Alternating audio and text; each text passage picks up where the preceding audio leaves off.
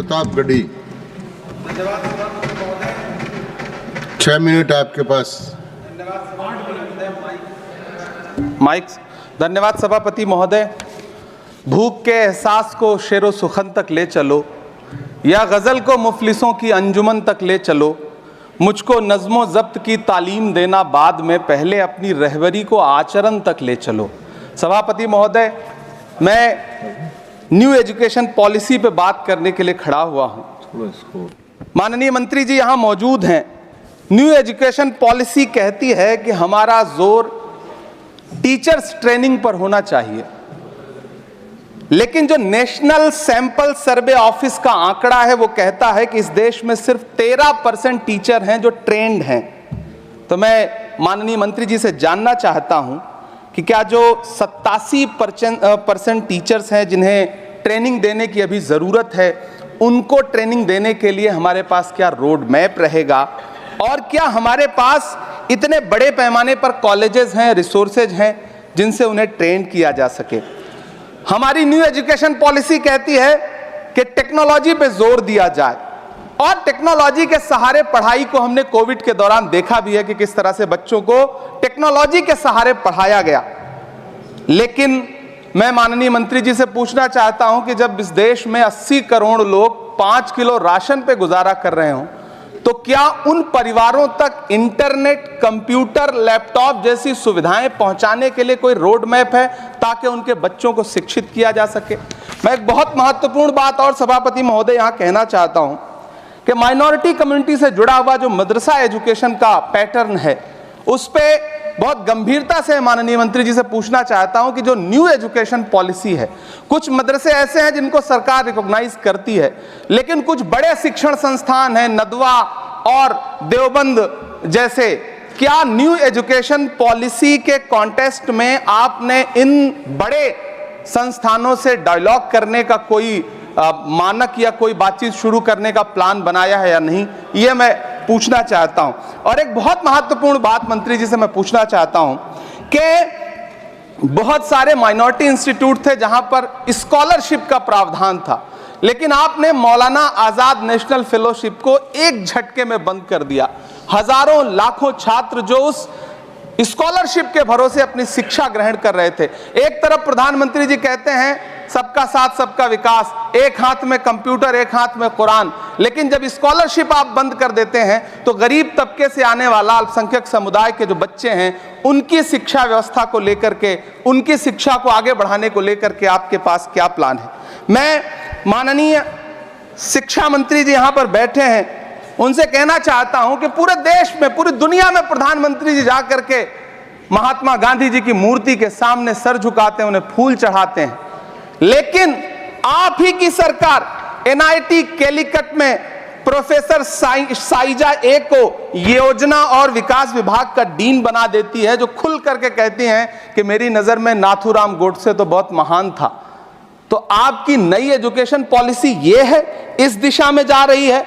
मैं आपके महोदय से, सभापति महोदय, ये कहना चाहता हूं कि किस तरह से NCERT की किताबों में सांप्रदायिकता को परोसा जा रहा है। माननीय मंत्री जी, क्या आपके संज्ञान में है कि केंद्रीय हिंदी संस्थान और नीपा जैसे जो संस्थान हैं, उसमें अघोषित तौर पर यह कह दिया गया है कि देवनागरी में लिखते हुए जो नुक्ते लगाए जाते थे, जिनको यह कहा जाता है कि वो उर्दू से आते हैं, उनको अघोषित तौर पर रोक दिया है कि नई छपने वाली किसी भी किताब में नुक्ता नहीं लगाया जाएगा। NCERT की किताबें छापने वाले, लिखने वाले कई लोगों से मेरी व्यक्तिगत बात हुई, उनका यह कहना था कि हमें ऊपर से आदेश है, हालांकि ऐसा कोई लिखित आदेश नहीं है। तो मैं आपसे जानना चाहता हूं कि यह नुक्ता हटा करके आप देवनागरी भाषा को मजबूत कर रहे हैं या उसे कर्कश और कमजोर बना रहे हैं? यह मेरा माननीय मंत्री जी से अनुरोध है और यह मैं उनसे जानना चाहता हूं। सभापति महोदय, PM श्री विद्यालय को लेकर के बहुत बातें हुई। मैं एक चीज कहना चाहता हूं कि गाजीपुर एक जिला है उत्तर प्रदेश में, वहां वीर अब्दुल हमीद विद्यालय है धामूपुर गांव में। पिछले दिनों PM श्री कंपोजिट स्कूल का नाम लेकर के उस स्कूल का नाम बदल दिया गया, उसके सहारे भी सांप्रदायिकता परोसने की कोशिश की गई। जब सोशल मीडिया पे बहुत हंगामा खड़ा हुआ, हम सारे लोगों ने आवाज उठाई, तब तब फिर से बेसिक शिक्षा अधिकारी ने नाम बदल करके पुनः उसका नाम बीर अब्दुल हमीद, जो परम चक्र विजेता हैं, उनके नाम पे करने का काम किया। ये इस योजना के थ्रू भी सांप्रदायिकता को जो परोसने का काम किया जा रहा है, उसको मंत्री जी के संज्ञान में है यह बात या नहीं, और रोकने के लिए क्या काम करेंगे। एनसीईआरटी की जो किताबें हैं उनसे हिंदू मुस्लिम एकता के जो चैप्टर हटाए जा रहे हैं।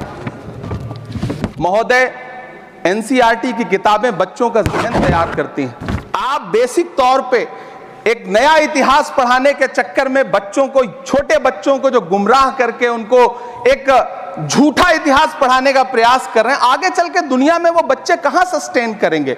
तो मैं माननीय मंत्री जी से कहना चाहता हूं कि शिक्षा और धर्म को एक दूसरे से अलग रहना चाहिए। मैं आज इस विषय पे बात करते हुए एक बहुत महत्वपूर्ण बात और कहना चाहता हूं कि दिल्ली विश्वविद्यालय में पाठ्यक्रम में जो बदलाव किए गए हैं, जिसमें राजनीति विज्ञान के पाठ्यक्रम से भीमराव, रामजी अंबेडकर, मोहनदास करमचंद गांधी, मोहम्मद इकबाल और भारत के संविधान पर आधारित शोध पत्रों को हटाया गया है। दलित लेखक बामा और सुकीरथ राणा को अंग्रेजी पाठ्यक्रम से हटाया गया है।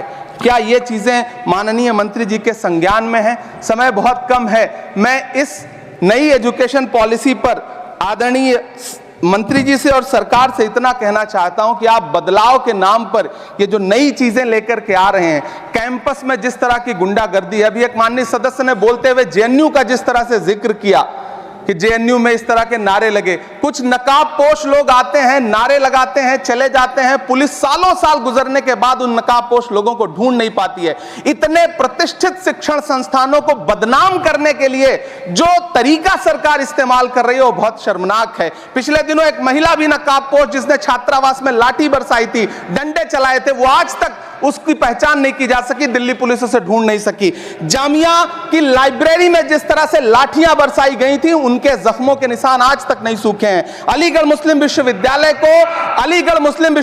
को लेकर के वहां के सांसद जिस तरह की भाषा का इस्तेमाल करते हैं, वो बहुत शर्मनाक है। माननीय मंत्री जी और सरकार से मैं आपके माध्यम से पूछना चाहता हूं और यह कहना चाहता हूं, आप बदलाव के नाम पर जो नई चीज लाने की कोशिश कर रहे हैं, महोदय, नदियों को साफ मत करिए, उन्हें बस गंदा मत होने दीजिए, नदियां अपने आप साफ हो जाएंगी। सभापति महोदय, मैं तो कहना चाहता हूं कि जंगल मत उगाइए, बस पेड़ों को काटना बंद कर दीजिए, जंगल अपने आप उग जाएंगे। मैं तो सरकार से कहना चाहता हूं कि शांति स्थापित करने के लिए भाषण मत दीजिए, अशांति फैलाना बंद कर दीजिए, शांति अपने आप स्थापित हो जाएगी। मैं तो कहना चाहता हूं कि प्रेम फैलाने पर लंबे लंबे लेख मत लिखिए, बस नफरत करना बंद कर दीजिए, प्रेम अपने आप फैल जाएगा। ये जो नई एजुकेशन पॉलिसी है, इसमें जिस तरह से गरीब तबके के लोगों को, हाशिए पर मौजूद लोगों को शिक्षा से दूर करने का प्रयास किया जा रहा है, वो बहुत शर्मनाक है। शिक्षा को निजीकरण की तरफ जिस तरह ले जाया जा रहा है, वो बहुत शर्मनाक है। माननीय मंत्री जी इस पर सोचें और इसे सुधार करने का प्रयास करें। इस सदन की तरफ से शायद इससे बेहतर बात, इससे बेहतर सुझाव हम नहीं दे सकते। बहुत बहुत धन्यवाद। धन्यवाद इमरान।